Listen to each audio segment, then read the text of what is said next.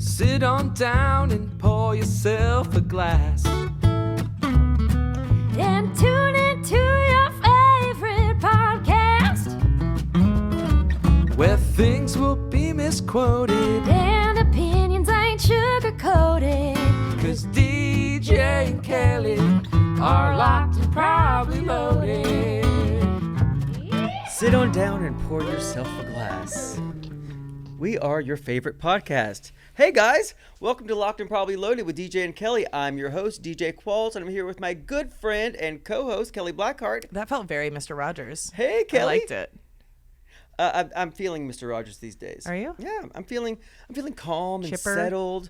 I'm certainly not fucking feeling chipper. Okay, well then maybe not Mr. Rogers. I'm feeling like then. Mr. Rogers when he's gone through withdrawal from some sort of narcotic addiction. I missed that part of his documentary. So I have highs and a lot of cranky. Which, by the way, that was a good documentary too. Oh, I didn't see it. I was not allowed to watch Mr. Rogers growing up because I think my dad thought it would make me gay. Joke's on you, Dad. I was sucking dick the whole time. I wasn't. I really wasn't. The whole time. I was getting shown ads for Tylenol. That's a Patreon joke. I've just realized that will not make sense. Okay, so we mentioned that we're going to talk about this at the top. So before I forget, for any of our listeners who live or have traveled to Scandinavia, my best friend Stan and I, Stan goes on a birthday trip every year. So he, like in the last few years, he's done. And he's usually either right where I've been or where I am at the current moment. Yeah, like we were in you Japan guys just missed each time. other in Spain. Yeah, and Japan. And Japan. Yeah. And so for years he's been asking if I could go, but I've always been too poor to do it. And so he asked me again a couple weeks ago and he's like, I'd really like for you to be able to come this time. And I was like, bad news for you. It just filed for bankruptcy. Like, that's not going to happen. And he's like, well, I really want you to come. Like, what if I bought your flight? And I still just didn't know that would be a financially sound decision for me to make. But I was like, I'll think about it. Maybe my parents will give me some money for Christmas and I can do that. And then I was telling DJ about it, saying like I was conflicted and didn't know what to do. And then DJ's like, well, I'll help out, which was the fucking nicest thing ever. So I've got two nice, amazing friends. And we want you to experience things. The most amazing thing is I just learned you don't have to sleep with men to get them to pay for things for you. As a matter of fact, life hack. Life hack. As a matter of fact, with me, it's a deterrent. Yeah. It will make me not do things for you. I've never done. You both have seen my nudes, but other than that, I have not touched you sexually you got at all. a rocking body, but it doesn't mean I need to fuck you. Take this money and go to Scandinavia. Here's the thing. I think. So I wanted them to go to South America because it'll be summer there. Instead, in February, they're going to the tundra. They're going to Scandinavia, like the coldest time of year. But then I realized just now that Stan probably picked that so I wouldn't be there around the same time because there's no way in hell I'm vacationing in the cold. Well, when you were talking about South America, and you're like, it's great. Like these short guys will come up and hit on you, and blah blah blah. I'm like, that's absolutely not what I want. Like, I want zero men to talk to me. So me and my good friend Jason, before he got into medical school, years ago, he was getting ready to go, and I knew I wouldn't see him for like 4 years, right? Because your whole life is that, and it should be, because they're responsible for whether or not we live or die, and so it's so intensive. And so I was like, hey, me and you, 6 weeks in Europe, or maybe it was 8 weeks in Europe, let's do it. And I was like, I'll book the flights with my frequent flyer miles, and then we'll split the hotels. Homie came back to me trying to stay in hostels because Jason, I love Jason, but to this day, Jason is cheap. Oh yeah. But except he flies first class because he is cheap and entitled. And so, he was showing me like $22 a night hostels, and I'm like, and I'll be sleeping in front of 47 Norwegians who recognize me. I could not do a hostel. Yeah, so we settled on cheap hotels. It was actually wound up being a great trip. Why am I talking about this? Oh yeah, because tell me. I don't know. I don't know why I'm talking about it either. Because I was talking about going to Scandinavia trips, South America. Oh. Scandinavia's it's right there. I'm You're going to looking at Sweden it. and Norway. So Yeah. we just booked the flights last Sweden- night. We're going to Stockholm and Oslo. It's and then Sweden, he's gonna go to Norway, Finland. and So it's like a group. It's not a country. Scandinavia's no, not a it's country. an area of the world. It's a label. It's like a group of countries. Yeah, but I don't think they're unified in any way. Like Yeah, I don't- Denmark is in there. It's basically like going back to my roots. I like the blonde-haired, blue-eyed. Right. You can't tell that I'm blonde right now, but I'm naturally blonde, blue-eyed, tall people. Yeah. Hitler's wet dream. Yeah, exactly. Sweden is our number 6th most listened to country. Oh, Is it really? Hey, Sweden. Great. Okay, well then, anybody in Sweden, tell me what we must see. And we're not going to be going like skiing or anything like that. But Yeah. What indoor things can you do? yeah, what bars could we go to? Bars, especially bars. Fun bars is a good recommendation. I And think, if you live in Stockholm and you want to come meet up, yeah. let me know. I would love. I've never been to Scandinavia. I would love to go there, but I will Not go in there the in the winter. summer Yeah. months. Yeah. I'm really not good. I'm not built for it. Yeah. I mean, I like, that's the thing. I'm from Chicago, and while I have softened or weakened to the cold, even when I go back home, I still don't, it's not like I dress super, like I don't bundle up like crazy. In high school, I used to wear a t-shirt and gloves to school. I would like go and shovel the snow off my car in a t-shirt and gloves and then sit in my freezing cold car all the way to school because I didn't want to carry a jacket. So I'm using my space heater right now in Los Angeles. oh yeah, I have been too. And 'Cause I refuse to turn the heat on. It's in been my like house. 50. I think it was 62 degrees when we left the house today. Yeah. I mean, in the daytime. So it's been in the 40s at night. So I've been using my fucking space heater. Yeah, Amazon was doing a Black Friday, or they're currently doing a Black Friday sale. So I found this like heated jacket, and so I'm like, I'll be fine with What? that. Yeah, it's got like little heat packs in it, and they're rechargeable and all that stuff, so you can turn it on, and then it's got little panels where the things sit. And so with that, I'll be totally I fine. wonder if that comes in a vest. I'm shooting a Yeah. movie outside Yeah. in New Mexico. Yeah, they have vests and all that Okay, stuff. I'm gonna buy a heated vest. When I shot Fargo, we shot in February outside in the Rockies in fucking Canada. I was freezing. You'd get there and it was like just above freezing, so everything was mud. And when you left, it was like 10 degrees below zero, and everything was ice. Yeah, that's the worst part about the winter is like I love the concept of snow. So when people are like, "You never go back to Chicago for Christmas anymore," like you're missing a white Christmas, and I'm like, it's only white for the first 2 hours of and then it's snowfall, and then brown. it's just full on sludge, and the roads are icy and all that stuff. So they got like vests, they've got heated socks, Oh, they've got look for my heated glasses. gloves, they've got heated hats. You can heat anything. So yeah, the really- we would not die on the Oregon Trail at this point. We might still get dysentery, but the areas that have to be heated, see that first vest, if your kidneys are heated, your whole body gets heated, except your hands. So I've got cold hands and And a cold warm heart. heart. And a cold heart. cold hands, warm heart, can't lose. Are those on sale? Look at can I see the first one? Yeah. Excuse us while we shop. Yeah, so that one's got a 20% coupon. Yeah, it heats the back. Oh, is it 20% off of the 69? Yeah. Oh, yeah, it's Black Friday today. Yeah. Today's Black Friday? Well, It's this all week. week on Oh, Amazon. right, It's right. 50% I was like, off. what? So you'll get 20% off the $70. I feel like I just had a stroke. Yeah, I I was like, bought yeah, I bought two Friday. I bought two different jackets to see which one I liked more, and I'll send one of them back. That really is the great thing about Amazon. Yes, they're pushing everybody out of business, but the fact that they take things back so easily, and now you go to Whole Foods and return it. Yeah. Or Yeah. Kohl's will give you a 25% off to shop in the store when you return something from Amazon. Kohl's like barely exists anymore. Yeah, though. there's there's an Amazon Fresh near The me one that I is can walk in to. fucking Sun Valley. Like that's the nearest one to me. That's where I got COVID. I ordered my garbage disposal broke during the pandemic, so I decided after drinking rum for 2 months and watching television that I could install that myself. Yeah. So I watched a bunch of YouTube tutorials, and then it came, and then an army wife suggested that I beat the hell out of it with a broom handle, and it worked. And so then I had this garbage disposal, and it was too heavy for them to pick up. So I drove to Sun Valley. I had been obeying the fucking rules, doing everything I was told, and then 4 days later, I had COVID from Sun Valley. Sun Valley gives you COVID. Oh my God.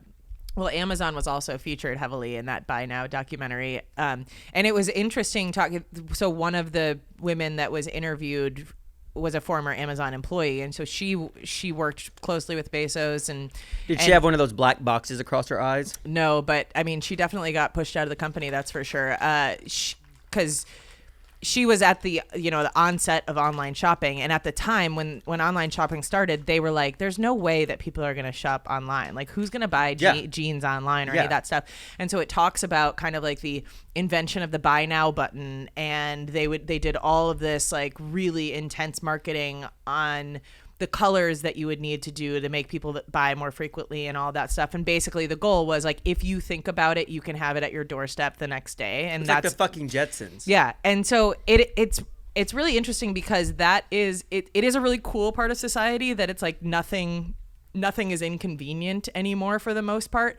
But you do fall into that consumerism so much easier, because back in the day, if you just wanted something, you didn't need it, you would have to, you go to the store Right. and you do your shopping, And and then it you probably- drive home, and if you have to return it, then you got to go back and all that stuff. And the desire for it probably shifted Yeah. after a couple of days. So now generally what I try to do is, if I just want something, I'll put it in my cart and I'll leave it there for a while. And it's like after a month, if I still really want that thing, I might buy it.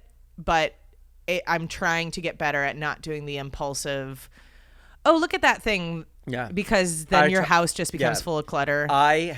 I'm now at maximum capacity in my house, and I'm like, my policy is, unless it appreciates or has sentimental value, it's got to go. Every new thing that comes in, something has to go out. Mm-hmm. And I actually get anxiety when I'm looking to purchase something, thinking about like it has to take something's place. Yeah.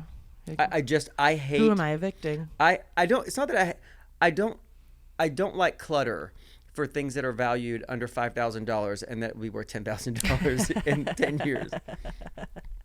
Yeah, I mean, when it's art and all that stuff. Yeah.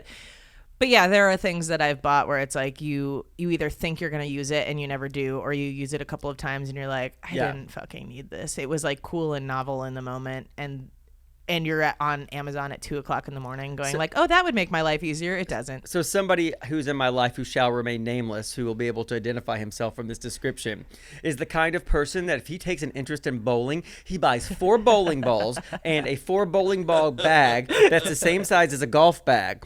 And then he's like, you know what? I think I'm going to work out. A full set of weights, a Pilates machine. Like, he buys everything that is Wait, so associated. you're talking about me? Yeah, basically. Because that's a very not you. ADHD trait too, though. Because like I've right, gone he has through that ADHD. before, where I'm like, oh, I want to pick up this hobby. It's like, let's buy a sewing machine and a bunch of fabric, and then by the time the boxes come, you're like that desire Did you think for the that hobby. you were going to sew? I used to sew. Did you really? Yeah, I made a homecoming dress and a prom dress in high school. I made a jacket. Why don't you all start of that doing stuff. that again? I would like to, but the thing is It's hard. It's over there. I didn't buy a sewing machine. That was just an example, but I know that if I bought one, it would just sit there. I would like to find an affordable sewing class that I can go to and just start it from the That's smart. basics again, Yeah. and see if it's something I really am interested in doing again. If you I wanna- also thought about taking like a woodworking class or whatever, just for the idea of like getting out of the house and trying something new. I want you to but- sew because I want you to make me something. If you find an affordable class, I'll subsidize it, and then we can use it as bonus content on the Patreon. Okay. Like, Would you take it with me? seeing your fingers sewed shut and all that stuff? Well, you won't be really around. The problem is, I would love to. I would take a sewing class with you in a minute, or like a pottery class. I want to do a pottery class. I would do that with you in a minute, but I am You never travel somewhere, here. yeah. Lisa got me pottery class lessons for my birthday. For really? Yeah. That's awesome. I'm going in Frogtown. There's like 4 of them in her That's neighborhood. so great. Yeah. Oh, I'm Are- also is it moving like- in with her in March. Ooh. Oh, you are? congrats. Yeah. Congratulations. So when you say 1 in, 1 out, every time I leave the house, I have to take something with me and throw it away because I'm See? getting ready to move. Because you came in. I came in, so I have to take another piece of trash out. You have to get rid of one of her other boyfriends. That's so But if you guys want to do good. pottery with us, it's not too far from your house. And like, is it a course or is it one class at a time? You pay by the hour, so you can go like. And That'd be they'll- fun. They give you the clay, you throw it. You're like, we're gonna make this. I want to do this. Yeah, let's go. Yeah, but you're leaving this And- Friday for a month. Oh, that's right. There's also a brewery across the street. Do they have? Is it just beer and wine, or they have spirits? Yes. Then I'm not interested in the class. Well, we can drink at Lisa's house first. That's not.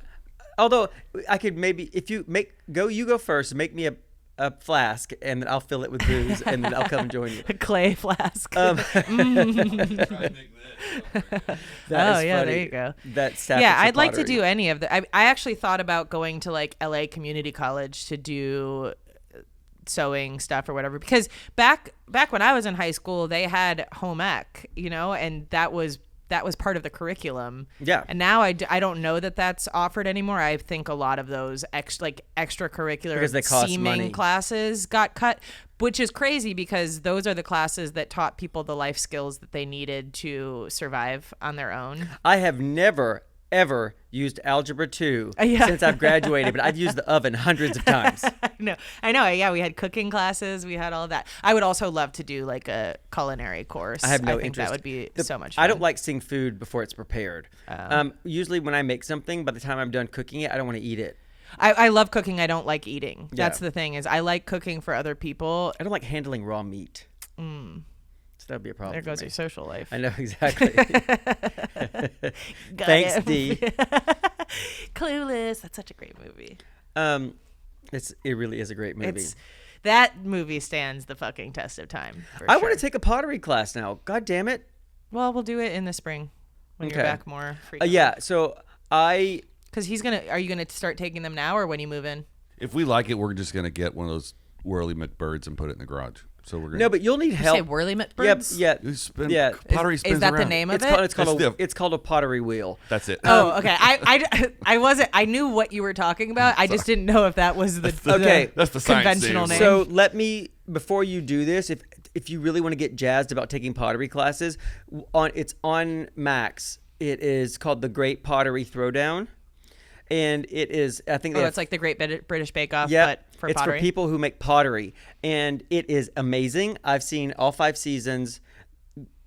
Is that what it is? Hold on, I can't see. I feel like it's not as interesting to watch. You are out of pottery your being thrown. fucking mind. It's so good because the people on there are absolute weirdos. Yeah. Okay. I did watch the one about the glass, blowing glass. Oh, yeah. The glass blowing Yeah. stuff is really cool. It's called Blown Away, Blow Me. Blow Me Up. I think it's called Blow Me. No, It's in 4 seasons. I think it's called maybe just Blown. no, it's called Blown Masters. no. I was on that show. Hold on, That's on a different platform. glass blowing show. I like looking things up. Let's see, Blown Away. Oh. Yeah, Blow Me. Watch Blow Me on Netflix.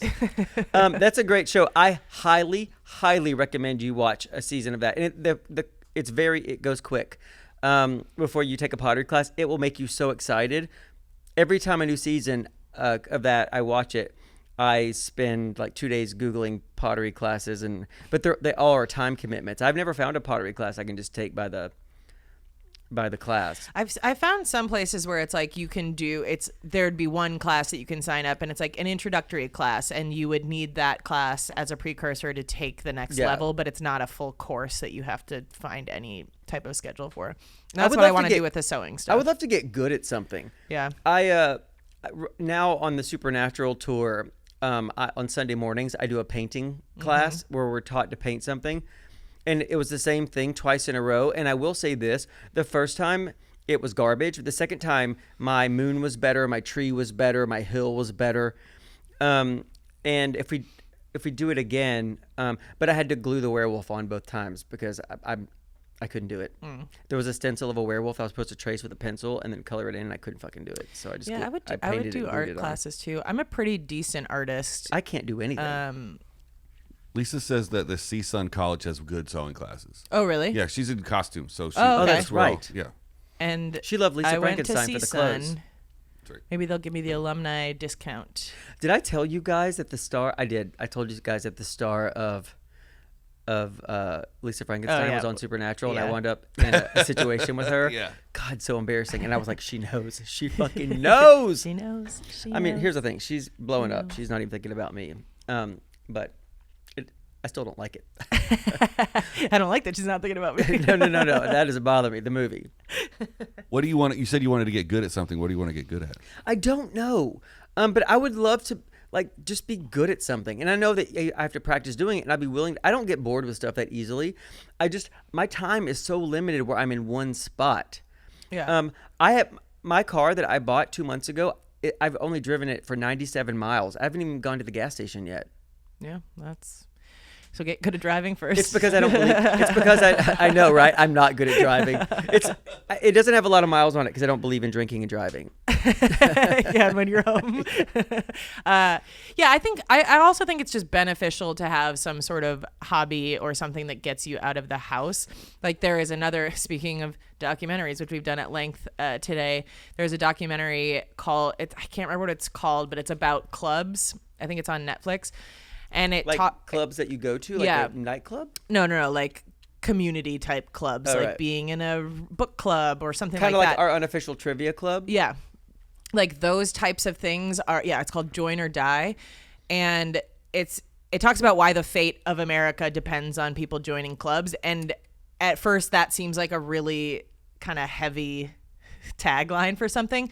But when they go into this, and it talks about how society has become so individualized, and that's a lot of the reason that politically we're so divided, and people, like, there's the male loneliness epidemic and all of these things that are happening because there are no third spaces anymore. Yeah. You know, it's like people go from work to home, and then That's why bars are so important Yeah. to me and to a community. Yeah. I mean, you don't have to get annihilated every time you go there, but a local bar is where you can go and sit and read or do your work, and it's outside of your house, so you don't become so fucking insular. Mm-hmm. So and if somebody doesn't show up after a while, then you're worried about them, and then you check on them, especially in a place like Los Angeles that is so,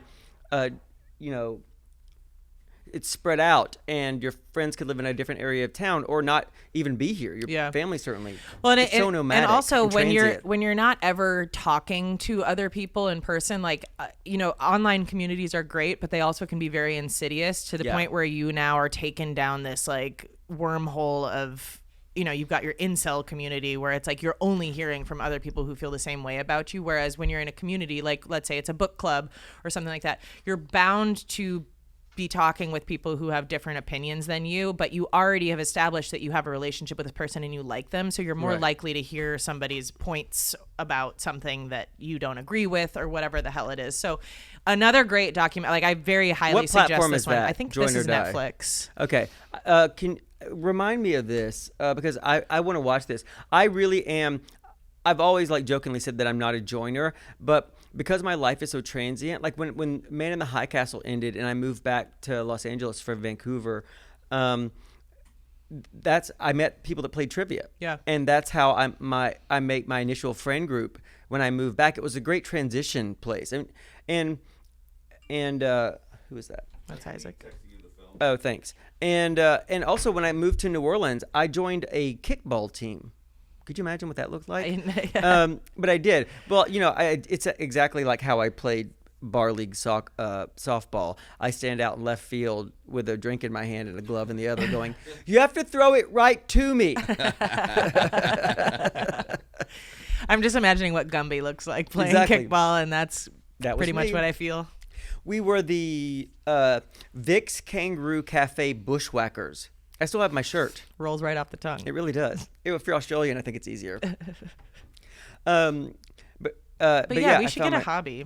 I don't want a hobby. I want you to have one and tell me all about it. Oh, okay. No, actually, So if I find a sewing class. No, I would definitely do that. But Isaac's solution sounds like the best one, where I can just go there when I'm in town.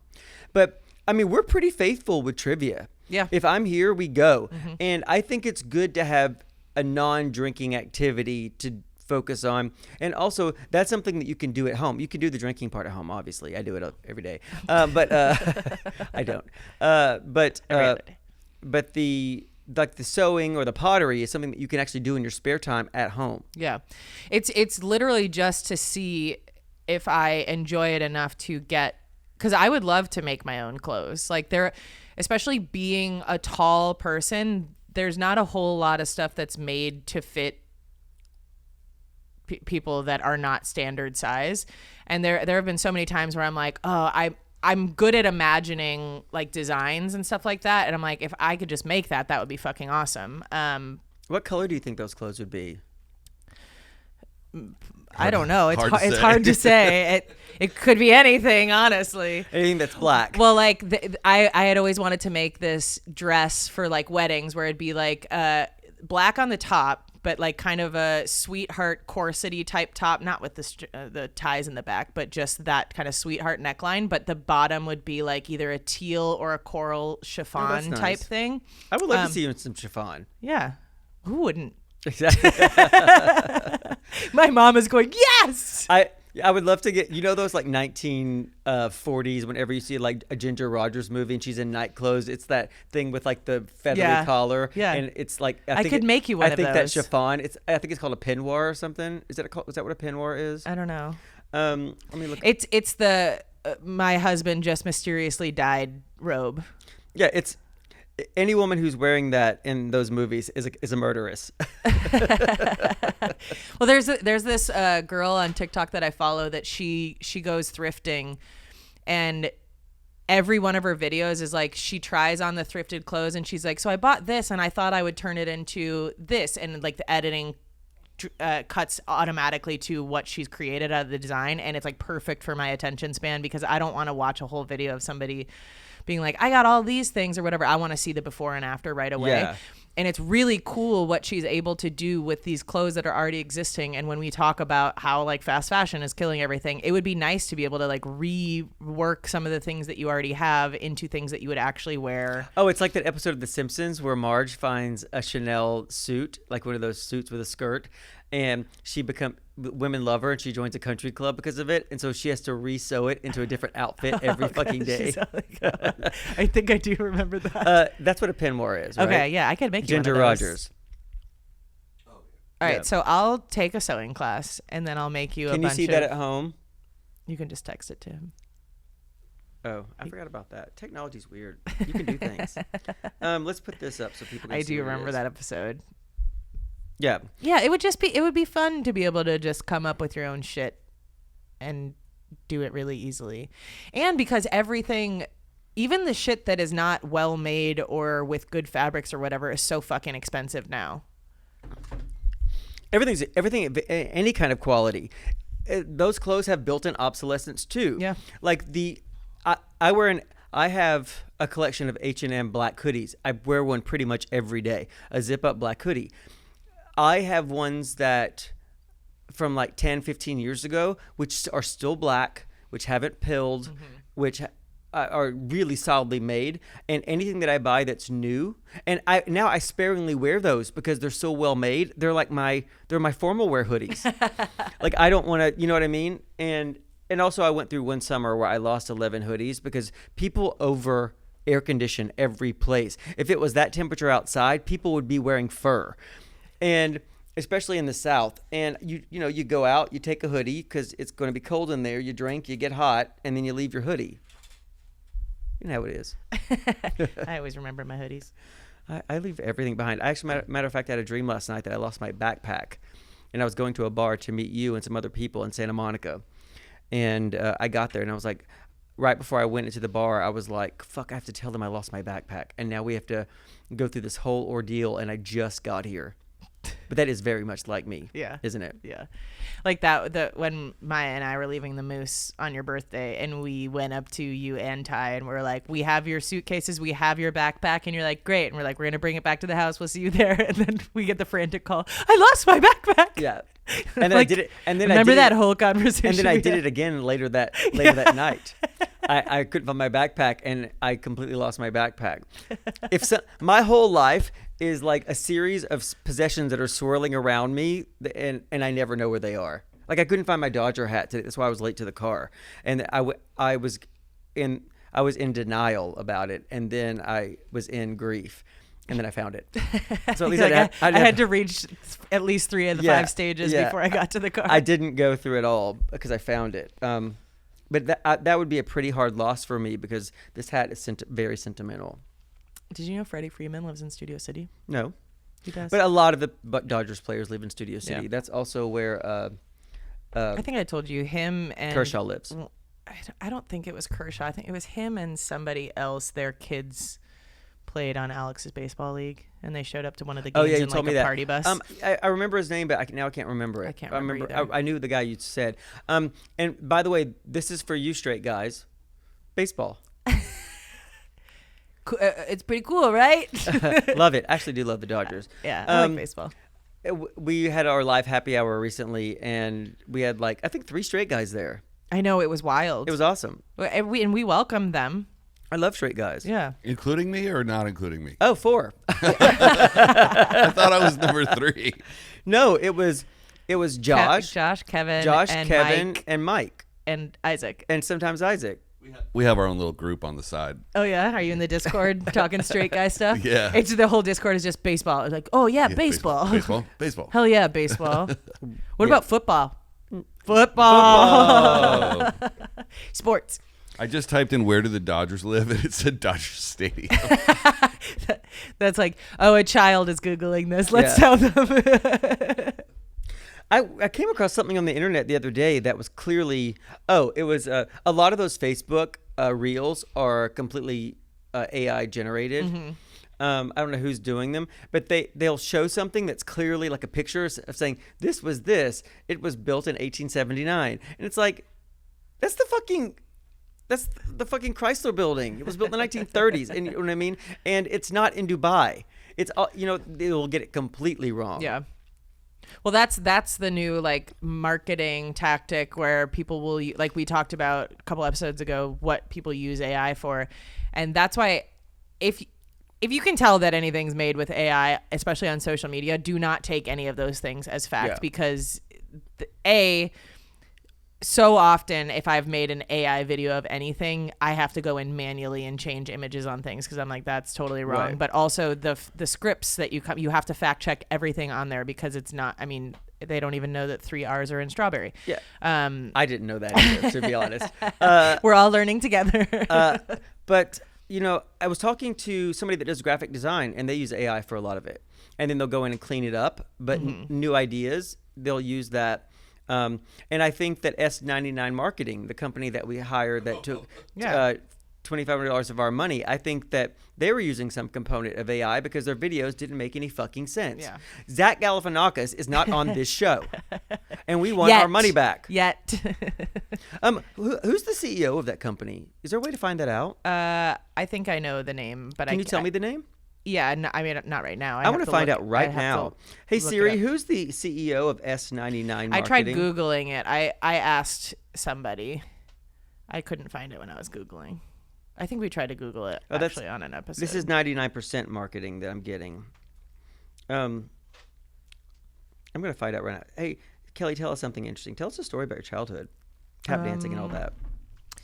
Tap dancing. I did do tap dancing. I can tell by the photos. I mean, I'd never even seen you in tap shoes, but the photos of your childhood remind me of somebody who did tap dancing. Actually, I might have talked about this on here before. One of the embarrassing moments that sticks out in my head is from a tap performance where the little girl next to me stepped on my shoelace and then I tripped. And the whole crowd laughed, and they were obviously just laughing because it was something cute that happened. But I took it as everybody thinks that I'm a giant fuck up, and I guess I should just kill myself. How now. old were you? 6. You really felt things. Like I don't think I ever internalized anything until like 2 weeks ago. Well, life sounds good for you. Like people saying, I hated being made fun of, and well, that's what it felt like. It's like, especially because I took the performance seriously, and but idiots were making fun of me. That was what I was going to say. So I was at a very young age. I was able to do this. Why can't you see that your front tooth is missing? You know what I mean? And so it was. You very don't much, think that at a young age you would have felt something about an entire auditorium of people laughing at you after you just fell down and felt like you made a mistake? Maybe, yeah. And it's like the lights are on you. You can't really see the audience. There's just uproarious laughter, and they don't. The intention is not for them to make me feel bad, but it was one of those moments. It was where you're just like, funny, yeah, because it was somebody fell. They're like, we love seeing. I could see you up there in Jonbenet Jonbenet Ramsey makeup, tap dancing your little heart out. Yeah, I was a little Jonbenet-esque. Speaking of, there's a documentary about her coming out real soon. I think it's out, isn't it? I think Is it called Who Killed JonBenet? It will. Well, you definitely would know more than me. It will be out by the time this comes out, but I think it comes out like maybe next week. Do you know what's interesting about the website for S99? Is it S99 Agency? Is this it? Yes. Maybe. Yeah. There's no names on it. Yeah, well, that's okay. Should we do some unqualified advice? Yeah, but I'm gonna fuck these people up. Yeah, we know. You will. It's going to be great. Oh, no. Is it Trey? Oh, Trey. You look so innocent. I'm coming for you. He's the only person. He probably is the lowest paid employee there. Hi, my name is Trey. Not all press is good press. Did you ever see that movie, Better Off Dead? No. You have to watch Wait, it. did I? It's John Cusack. It's with... it's your friend's mom. Yeah, Diane Olivia Franklin. Diane Franklin. Who I love. Yeah. I love, I love. haven't watched it yet because you said we were going to watch it together. It's fucking good. Anyway, there's this little boy who has a paper route, and he gets shorted $2. And one of the thematic elements, a through line for the movie, is this boy showing up at different times in John Cusack's experience, going this, where's my $2? I want my $2 cash. That was a lot of money back then. Yeah, fuck, it was like the It was equivalent of $13.5 million. $2,500. Yeah. He's still trying to get that from S99. Okay, let's see. I will file a small claims lawsuit against them. Hi there. I'm a longtime listener and absolutely love your show. Your advice has always resonated with me. Lately, I've been feeling really anxious about life and finding myself hesitating to put myself out there. I know I need to be more courageous, but I often second guess my decisions. What steps can I take to build my confidence and embrace opportunities instead of shying away from them? I'd really appreciate any insights or personal experiences you could share. Thanks so much. Best, Sarah. I mean, not Sarah. Sorry. I didn't mean to say her name. But this one doesn't feel it's not too personal. Yeah, it's not too personal. Do you have anything? You start. I always start. So one of the things I guess that I would say about this is like some people are born courageous, I guess, but also courage is one of those things that you can actively cultivate, and it's by just You manufacture it. doing things.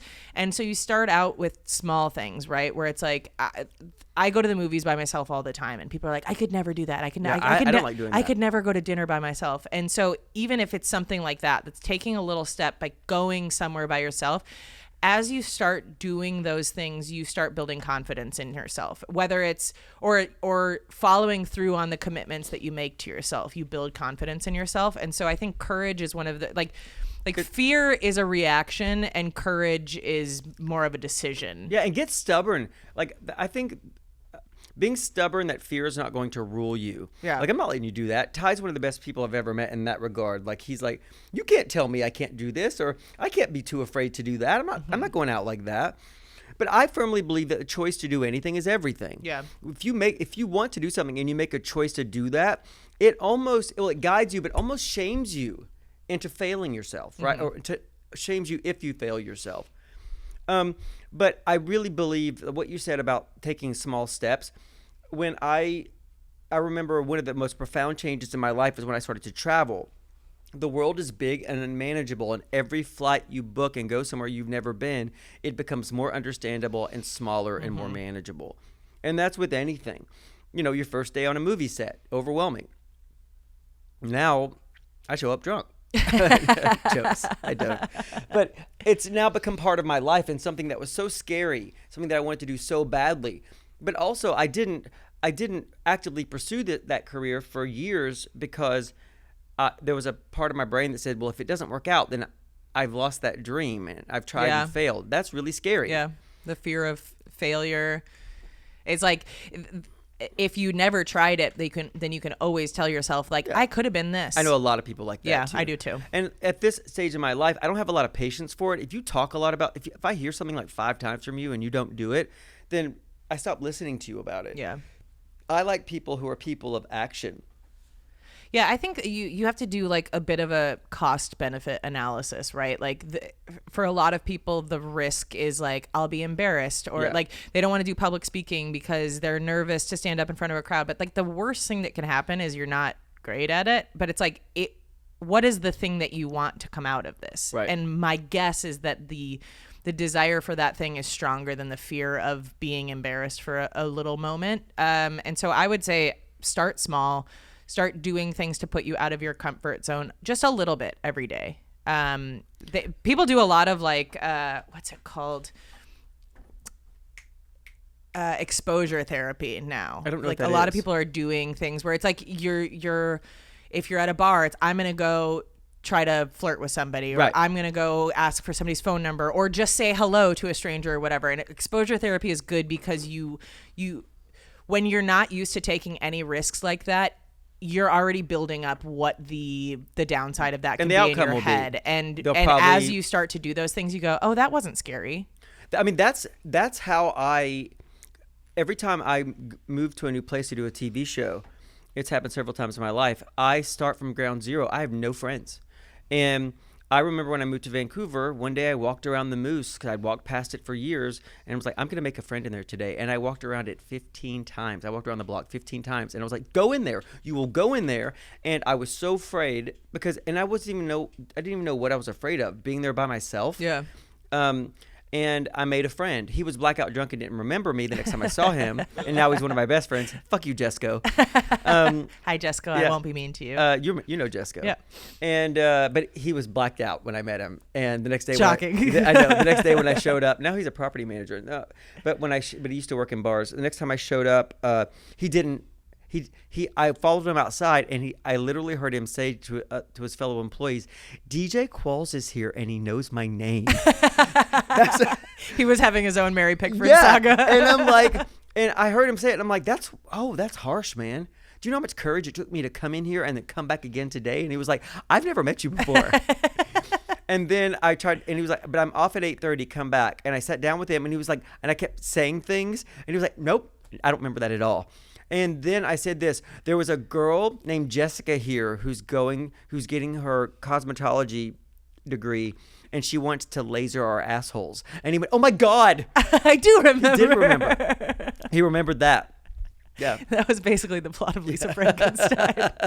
You're like, how did we get here? I was lasering the assholes. Okay, I think we have time for one more. This one says, hi, I'm a big fan of your podcast. Really appreciate the honest conversations you have. I'm writing because I recently went on a few amazing dates with a guy I thought I really liked. We had such great chemistry, and I was genuinely excited about where things were going. But then, out of nowhere, he ghosted me. I've been holding on to hope that he'll reach out, but I'm torn about whether I should make the first move or let it die. What do you think? Thanks for your help. I won't say the name on this one. Let it die. It became a catchphrase in like the late 90s, early 2000s. He's just not that into you. He will try to make 1,000 excuses and say, I'm just really busy with work, or I'm not ready for a relationship, or da-da-da-da-da-da-da-da. But anybody who's feeling the same thing you're feeling will work around that. Yeah. It will not be an obstacle. In my experience in like Maybe he's married. in ghosting situations, because like I've had situations where people have communicated like, hey, it's not the right thing. Those are the people who are like actually know what they're looking for. Yeah. In ghosting situations, what I've found is that it's always the guys who wanted to keep me around for convenience in the future. And so what they would do is that they would use the explanation or closure or whatever as an opportunity to get back into your life at a later date when it was convenient for them. 1,000%. I promise you, if you reach out to him, he'll make excuses. He'll meet up with you a few more times and then do it again. Yeah. You will be locked in a cycle of this, or that every time he's lonely, he will reach out to you. I was in the same situation. I was dating years ago after I got out of a long-term relationship. So like 3 years, I didn't date for 3 years. And then the very first guy I dated, I convinced myself I was in love with. You know why? Because he was there. Mm-hmm. And he didn't like me back. And I could see it, but I didn't want to see it because my ego also wouldn't let me see it. And I would be like, hey, you're not contacting me. And he would get in contact with me for a while. And he also had some family issues. And so at Christmas and the holidays, he would reach out to me organically, and I would use that. Oh, really? He's just really busy. Homeboy was a manager at a GameStop. It can't have been that busy. The Christmas time, it really is busy at Yeah. GameStop. Yeah. I'm actually kind of on his side. but that's the only time. Yeah. I've gone into GameStop. It is pretty It relaxed. is crazy when people use the work has been so busy thing, because yes, that can be totally true, but truly when you are into somebody, you will figure out a way to let them know that. So 100%. I would implore, like, and also let's get really clear about the definition of ghosting. If you also have not reached out to this person, maybe it's a mutual ghosting, right? If you've texted them and gotten no response, then they truly have ghosted you. That's an important. But I would also say, why would you even want to be with somebody who decides to You want to be communicate with or somebody not communicate who finds this way? you aspirational, Yeah. who's somebody who thinks about you. I want to be with somebody who thinks the sun shines out of my ass. yeah, who shows up at work Yeah. unannounced, who looks in your windows. Yeah. You want finds that. your address online and sends you flowers. No, not that. I'm just kidding. Don't ever do that. Yeah, but that's all jokes. But in all seriousness, when I cut off contact with that guy, and I just said, hey, I'm always your B squad. Like whenever you are lonely, you're contacting me. Don't ever do that again. Don't contact me. Yeah. And then he died of cancer. Karma. I know. Oh my just God. kidding. You're going to hell. Yeah. I'm glad I thought it, but you said it. Yeah. Moral of the story: don't try to be with anybody you have to beg for attention. That's right.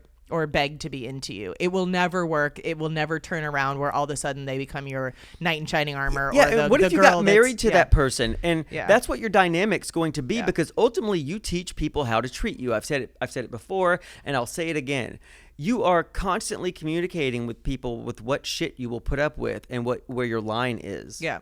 And be wary of like I know love bombing is such an overused term at this point, but beware of the situations where you're on the first couple of dates with people and they're already making plans and all that stuff. I've got a story about that I'll tell on the Patreon, but beware of anybody moving so quickly in the beginning with feelings and all that stuff, because that is very likely to fizzle out. And so kind of not necessarily keep your guard up, but keep your wits about you in those situations. Look out for stories that are not congruent. Don't make Yep. excuses for things that don't seem truthful. Yep. If your friend has an S corporation, you can run a credit check on him. If they work for S99, you can sue them into bankruptcy. I'm just kidding. Just crooked bastards. All right, guys, we will see you next week. You can find us. You can check out our Patreon, patreon.com/loadedpod. We're doing our next live December 30th, so join us for that. I didn't know that. Yeah, you did. Did I? Yeah, and you if learn something new every day. If you are on the fence about joining Patreon and you want to check out a live, go to loadedpod.com, put your information in there. We'll send you a link for free for the first one. That live will be my first remote live. Yeah, I'll be you'll at my be house in in Vancouver. Yeah. Yeah, with Ty. Maybe Ty I'll will see if pop I, in. I'll see if I can pop him on. And you can find us on social media at LoadedPod. Send us an email for some unqualified advice at probablyloadedpod@gmail.com. And you can call us at 323-272-3908. I need you guys to get on their same melody. Okay. 323-272-3908. We'll try it on the We'll Patreon. see you next week. Bye. Bye. Okay. 3, 2, 3, It's the Empire Carpet theme song. Oh, we're doing I'm doing it wrong on purpose because it's funny to me. 3, 2, 3, 2, 7, 2, 3, 3, 908. Sit on down and pour yourself a glass. Then tune into your favorite podcast. Where things will be misquoted. And opinions ain't sugar-coated. 'Cause DJ and Kelly are locked and probably loaded.